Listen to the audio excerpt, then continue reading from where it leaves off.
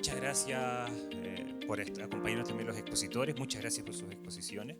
La idea de este momento es que podamos tener un espacio ya de conversación, de interacción entre nosotros, amistosa. Eh, y quisiera iniciarlo haciendo un comentario. Si ustedes se dan cuenta, hoy nosotros estamos viviendo un mes muy especial en este proceso.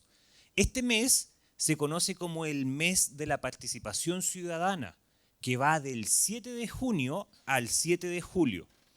Durante este mes hay 4 mecanismos de participación para actuar durante el proceso, de manera que de alguna manera, en algún momento, alguien fuera de todos los estamentos y las formalidades y los cuerpos que existen en este segundo proceso que estamos pasando, pueda influenciar en el texto final de la Constitución. Para eso hay diferentes mecanismos, audiencias públicas, diálogos, qué sé yo.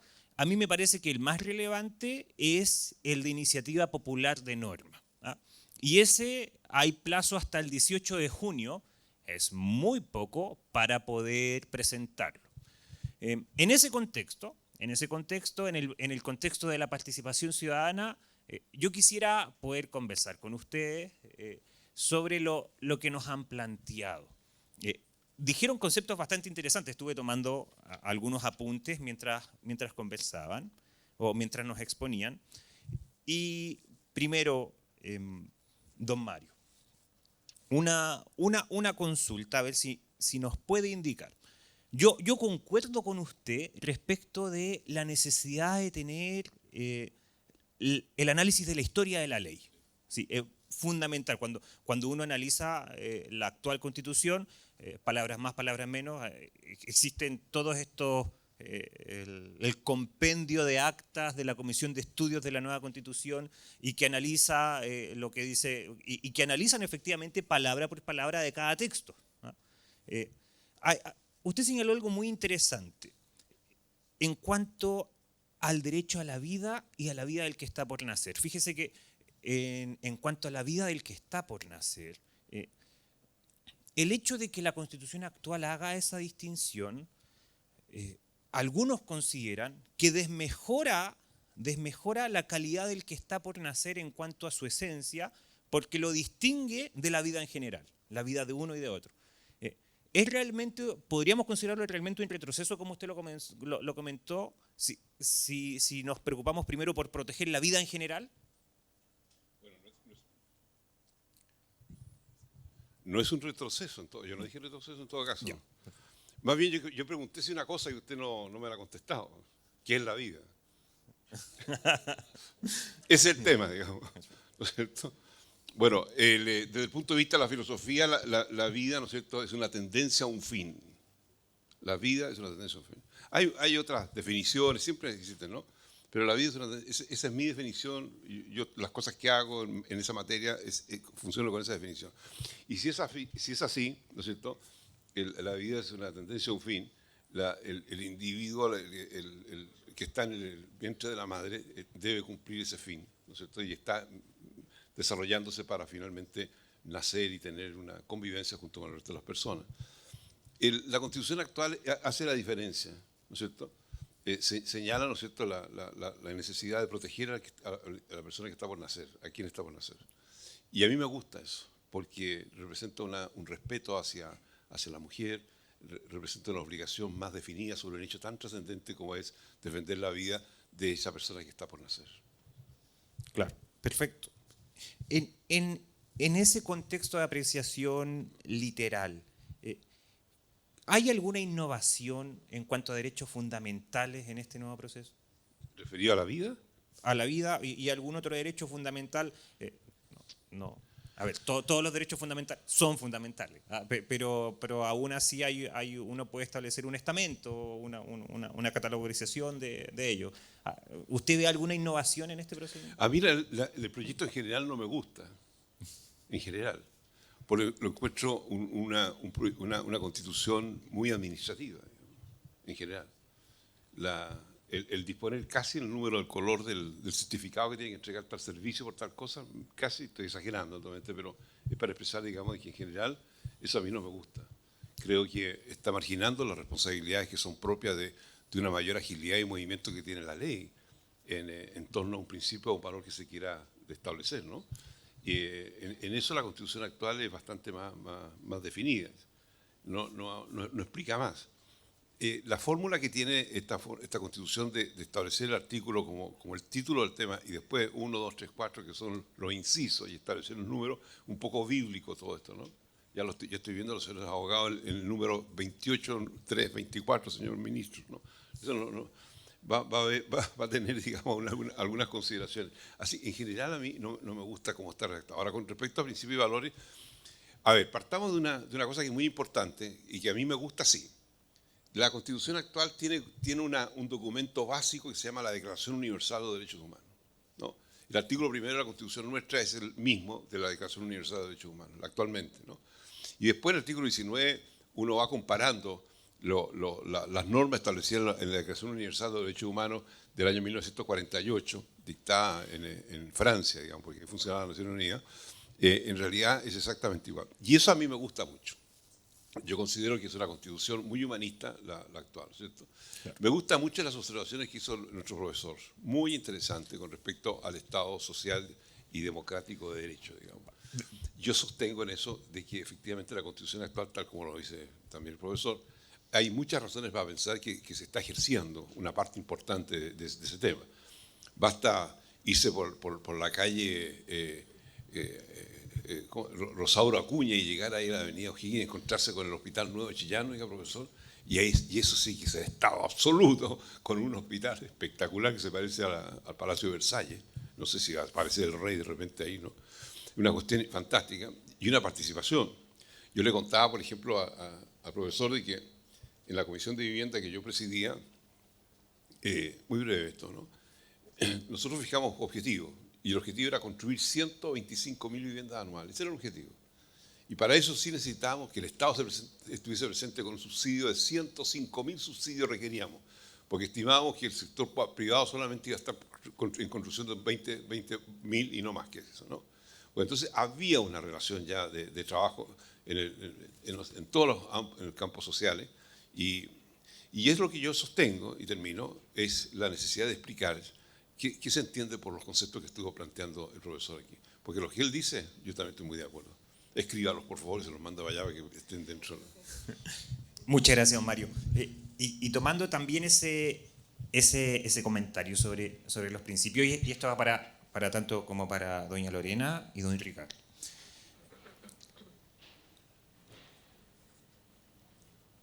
¿Es salir del borde que ustedes han comentado mantener el Estado subsidiario? La mantención de un Estado subsidiario como lo tenemos hoy con políticas nuevas, quiebra el borde?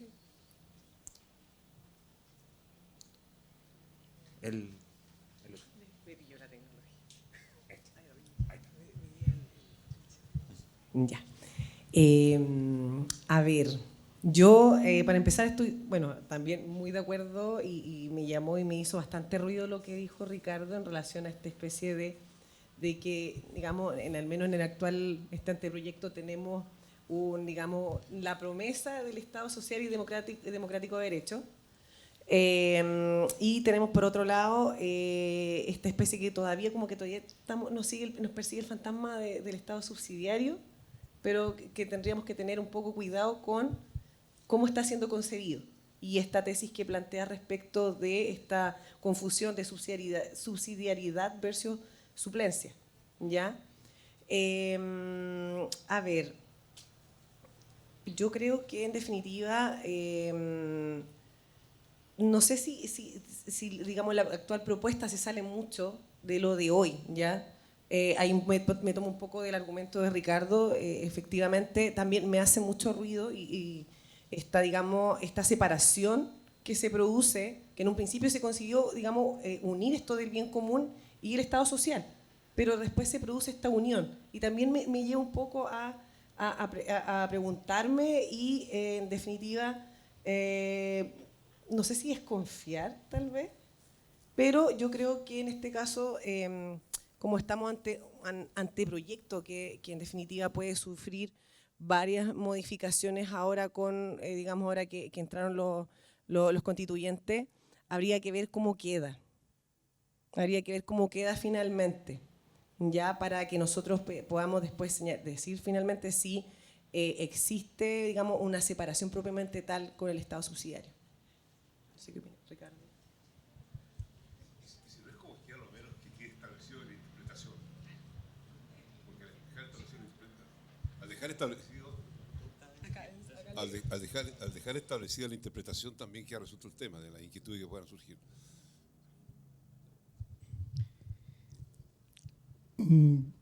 Yo soy un poco desobediente, voy a contestar igual, pero quiero meterme en la primera pregunta que le hizo don Mario. Sobre todo porque aquí puede haber estudiantes de Derecho que en Introducción al Derecho quizá aprendieron la distinción entre enunciado normativo y norma y se preguntaron para qué demonios existe eso que parece no ser más que filosofía en las nubes. Y la pregunta sobre el estatuto de la vida naciente en el anteproyecto precisamente depende de esa distinción. Porque al Consejo lo que yo le pido es que adopte una norma. Y para mi gusto, esa norma debe ser prohibitiva. Vale decir, la prohibición total de todo tipo de aborto. Y esa prohibición es una norma, la norma prohibitiva que prohíbe todo tipo de aborto.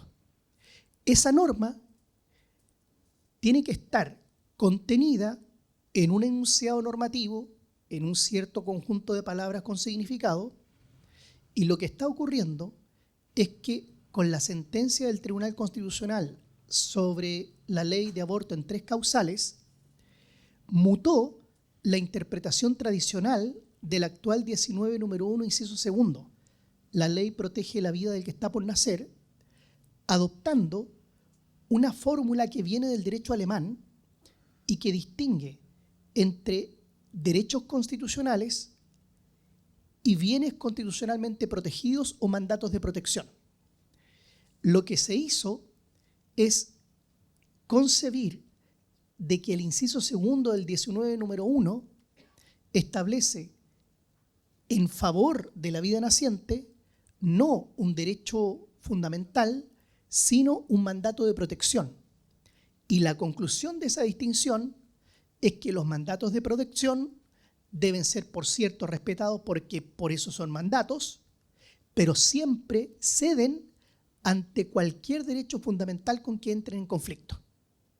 De manera entonces que quien sostenga la permisión, la licitud de la permisión del aborto, sobre la base de esa distinción, podrá decir que en mérito de los llamados derechos sexuales y reproductivos de las mujeres, cada vez que uno de esos derechos sexuales y reproductivos entre en colisión con la vida naciente, ha de prevalecer ese derecho fundamental porque es un derecho fundamental contra un mero mandato de protección que se encontraría en el inciso segundo del 19 número 1. Por eso, algunos han entendido que el anteproyecto de la Convención es más protector en la medida que elimina ese inciso segundo y que permite, por lo tanto, sostener que la vida naciente está cautelada propiamente como derecho a la vida.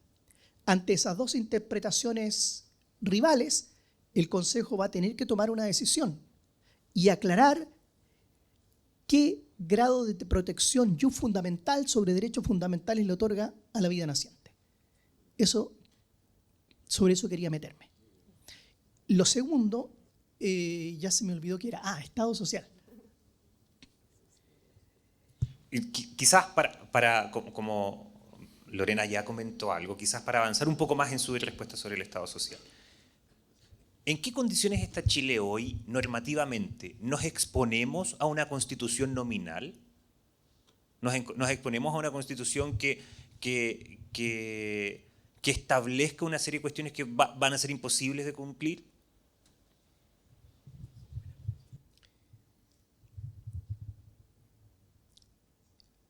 intenté decir que hay, claro, dos nociones de Estado subsidiario, una fea y una bonita.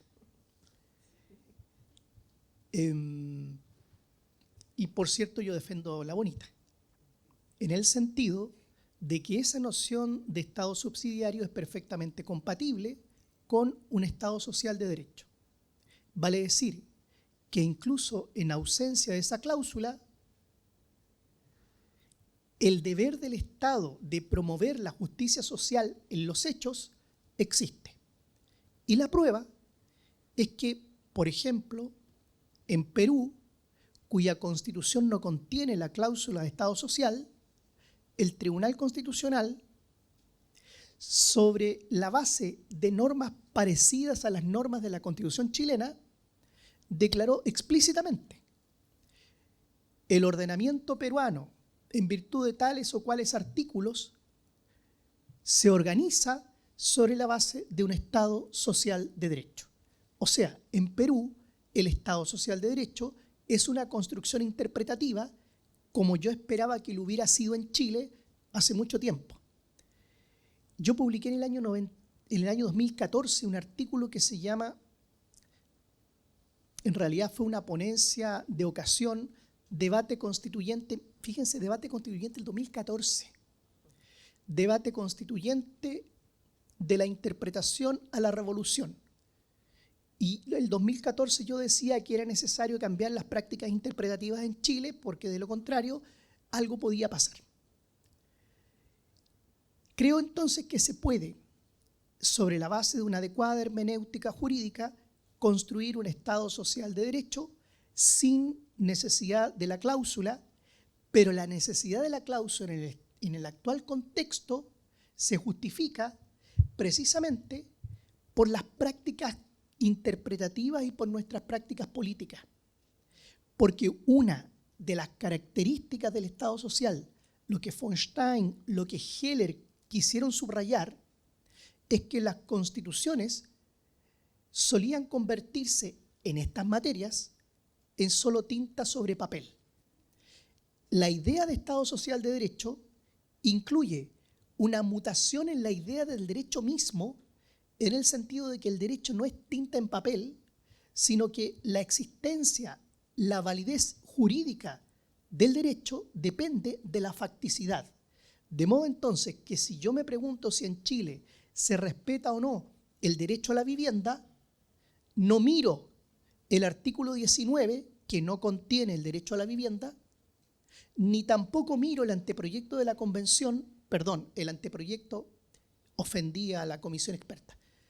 El anteproyecto de la comisión experta que sí contiene el derecho a la vivienda. No hay diferencia entre la Constitución actual, que no lo contiene, y el anteproyecto de la comisión experta que sí lo contiene, si es que la gente no tiene dónde vivir. Esa es la idea de Estado social. Es dotar al derecho de una dimensión de facticidad de la que depende su dimensión de validez, que supone corroborar en los hechos si los derechos fundamentales se cumplen.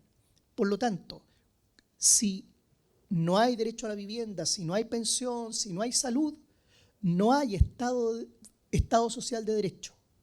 Y solo termino, uno podría consultar datos y ver estados que tienen la cláusula de Estado social y estados que no la tienen. Por ejemplo, en vivienda, por ejemplo, en seguridad social, por ejemplo, en salud. Y ver cuál es, en los hechos, la realidad de la vivienda, de la salud, de la educación, de la previsión en esos estados. Y no hay correlación. Chile, sin cláusula de Estado social, está en mejores condiciones que Pakistán con cláusula de Estado social. Chile, sin cláusula de Estado social, está en peores condiciones que Alemania con cláusula de Estado social. De manera que el Estado social, como depende de esta mutación de la idea de derecho que me reclama mirar la facticidad, se juega en la mirada social concreta, no en tinta en papel. Entonces, si es nominal, no es Estado social.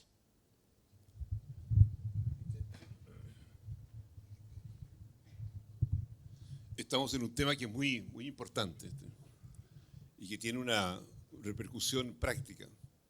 Quiero partir con una experiencia que vivimos en el inicio mío, al menos de senador.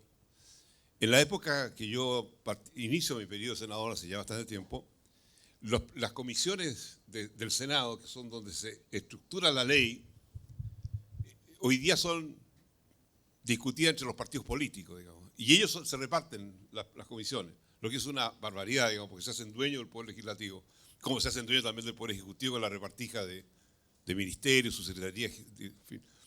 El Poder Ejecutivo tiene hoy día 7.400 cargos que llenar. No, perdón, 5.400 cargos que llenar. Y las municipalidades tienen 7.000 cargos que llenar, que son de confianza.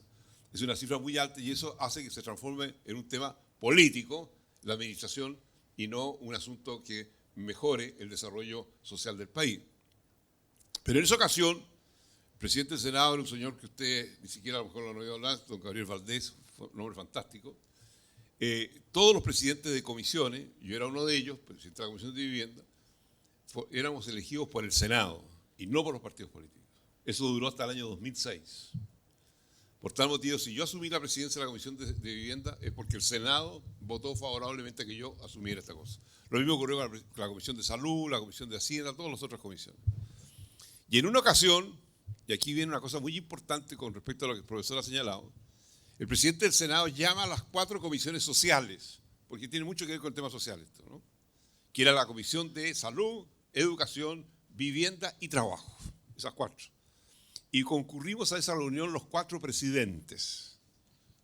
Y estaba ahí el presidente don Gabriel Valdés y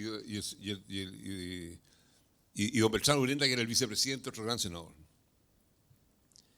Y establecimos entonces una política en cada una de nuestras áreas.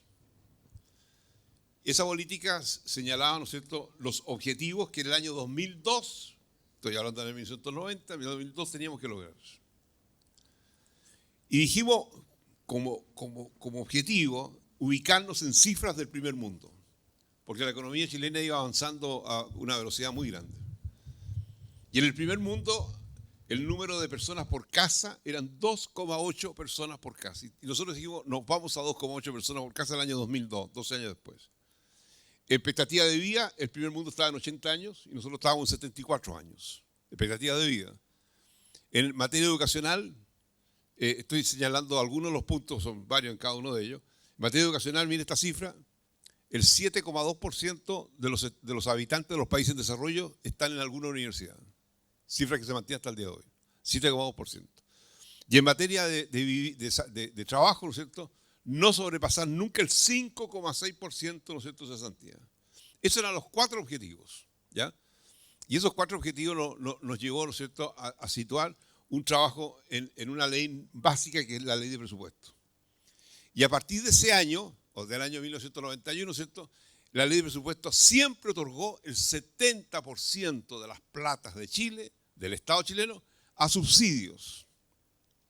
Y nosotros entonces logramos establecer 125.000 viviendas construidas durante 12 años seguidos y llegamos el año 2002, ¿no es cierto?, a tener 2,8 habitantes por casa en Chile. Nos ayudó, lo reconozco, que las mujeres en Chile en ese periodo, ¿no es cierto?, tuvieron la más baja embarazos de familias nuevas, nacieron muy pocos niños, ¿no es cierto? Y eso bajó un porcentaje, bueno, finalmente, y llegamos a los 80 años de expectativa de vida y a los 7,2 personas por habitante, etcétera, etcétera, etcétera. Toda esta historia, ¿no es cierto? ¿Qué señala esto? Que si bien es cierto, no se estableció la norma propiamente tal en esto referido al Estado social, sí en las políticas sociales establecidas, ¿no es cierto?, en cada uno de las áreas, sí funcionaron bien. Pero junto con eso hicimos otra cosa más, que tiene mucha importancia, muy breve. Una cosa más. Eliminamos el Ministerio de Planificación Nacional y trasladamos todas sus potestades a las municipalidades. Y creamos entonces un órgano que desde el punto de vista legal y constitucional fue muy fuerte y es muy fuerte, que es la municipalidad. La municipalidad tiene hoy día todas las potestades. Y el artículo 118, que yo mismo lo redacté, deja establecido en la Constitución actual, que no viene en la actual, por lo menos no alcancé a leer, de que toda la acción pública que se desarrolla en la comuna está bajo la coordinación municipal. Esa cuestión las municipalidades no la conocen y los alcaldes menos. Y dejamos establecido entonces esa tremenda responsabilidad. ¿Por qué? Porque las municipalidades son un cuerpo de una corporación pública, ¿no es cierto?, que tiene como objetivo el hacer partícipe del desarrollo social, económico y cultural a los habitantes de su comuna. Por tal motivo, todas aquellas atribuciones que son parte de la administración del Estado se entregan. Así que todos los mecanismos para que funcionara este sistema se dictaron y están todas vigentes. Ahora, que el municipio de repente no sea capaz, ese ya es un problema de la democracia más bien, pero al menos desde el punto de vista legislativo no lo es. Muchas gracias, Mario. Lorena. Don Mario me dejó prácticamente la puerta de entrada justamente a lo que yo iba a señalar. A ver, nosotros creo, y también lo que a mí me da un poco la experiencia, además de trabajar en un servicio público, creo que más allá de la redacción, de cómo que el anteproyecto, bueno, obviamente se espera que, digamos, exista un mayor desarrollo, digamos, digamos, de la propuesta que actualmente han recibido los convencionales. Todo es perfectible, evidentemente, pero más allá del papel, más allá de lo que tengamos en la actual Constitución, aquí hay muchos asuntos, y obviamente si hablamos del Estado, de un Estado social, aquí, y como bien dice don Mario, digamos, de toda esta planificación, de integración de comisiones incluso, podemos ver que muchos de estos aspectos, su respuesta, su resolución, dependen mucho de la voluntad política vigente en el país. Independiente digamos, del gobierno que esté de turno, uno comprende que, digamos, un gobierno que esté, digamos, de turno, el que sea, tiene una hoja de trabajo. Obviamente es difícil que además en 4 años pueda hacerse cargo de todos y cada uno de los problemas sociales que hay acá en el país. De que hay carencias, hay muchas, lo veo yo en el día a día, ¿ya? Pero en gran medida todo lo que nosotros podamos plasmar en el papel va a depender en gran medida de los acuerdos de que se lleguen a nivel político, de la capacidad de que todas las fuerzas políticas lleguen a un centro para poder llegar a algún acuerdo y que nos beneficie a todos y no solamente existe un miramiento para uno o para otros. Y en definitiva, eso es lo que, digamos, para nosotros es súper importante, es tener a unas fuerzas políticas que piensen en la gente, que piensen en nosotros y obviamente se vayan dejando de lado ciertas, digamos, algunas las diferencias importantes en algunas ocasiones y precisamente se vaya trabajando en pos de ello, de llegar a acuerdos, de establecer políticas que puedan resolver de alguna forma la vida y la calidad de vida de las personas más allá del texto escrito en sí, que obviamente sí es tremendamente importante, pero en gran medida va a depender mucho de la voluntad política de todo, digamos, la gente que tenemos en el Congreso. Y también va a depender también de esta capacidad de diálogo que también se tenga con el Poder Ejecutivo desde ya. Eso. Gracias. Para ir terminando unas últimas ideas, ¿cuáles deberán ser en esta materia el principio, no solo enunciado, sino el contenido del principio para mantener la estabilidad en Chile desde una perspectiva social y constitucional? ¿Cuál es el elemento para los tres? Una última idea. Que a ustedes les parezca, no es una prueba. Es como una conferencia completa. Una idea de principio, pero, a ver, tenemos el derecho a la vida, tenemos harto, pero por ejemplo, cuando comentaban sobre el Estado subsidiario, ¿será que ahora el principio del Estado subsidiario sería invertido? ¿El Estado avanza y el particular subsidia? Yo creo que en definitiva el Estado puede avanzar, pero a ver, que el Estado se pueda hacer cargo de todo, tanto acá en Chile como a nivel, digamos, regional, digamos, me refiero a nivel continental, digamos, es poco posible de llevar a cabo. Yo creo que aquí, digamos, el camino lo va a ir haciendo desde ya, obviamente, el Estado, un Estado que tenga presencia, más allá de la extensión, sino que sea bastante más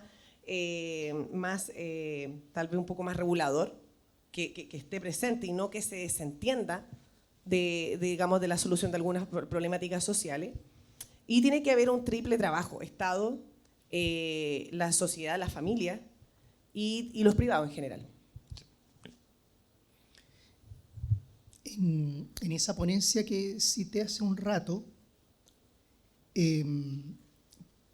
propuse que el debate constituyente debía distinguir tres clases de argumentos sobre la legitimidad, sobre la corrección y sobre la estabilidad constitucional. Y el esquema argumentativo de cada una de estas tres dimensiones es diferente.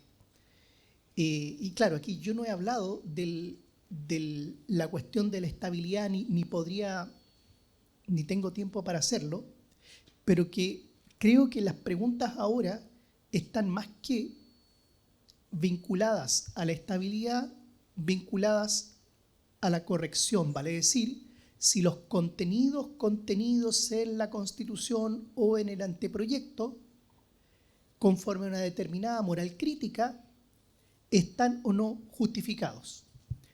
Eso en cuanto a la corrección de los contenidos de la Constitución, con independencia de la estabilidad constitucional, que es una dimensión que gira en otro orden, lo mismo que la dimensión de la legitimidad constitucional, que es un tercer problema.